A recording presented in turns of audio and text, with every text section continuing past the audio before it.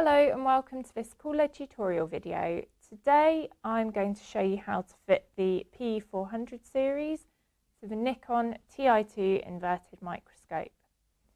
The pE-400 series includes two models. We have the standard pE-400 and then for an extra layer of control we have the pE-400 Max. Please be aware that the Nikon epi-fluorescence interface changed in 2021.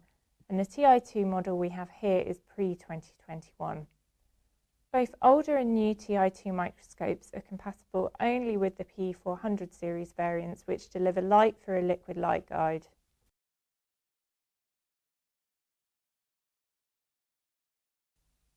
The first step when fitting a liquid light guide variant to the microscope is to secure the end of the liquid light guide into the light source by simply placing it in the light output of the light source and securing it with the grub screw.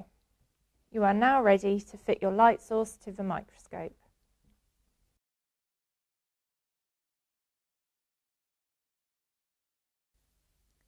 Here the microscope setup has the Ti2 LA-BF component, and to this you simply fit the liquid light guide into the end and you secure using the grub screw and the hex key.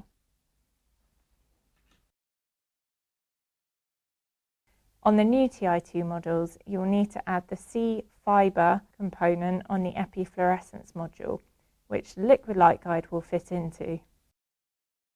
Once you have the light source connected to the microscope, you can then connect the control pod and the power supply, switch it on, and then you're ready to go.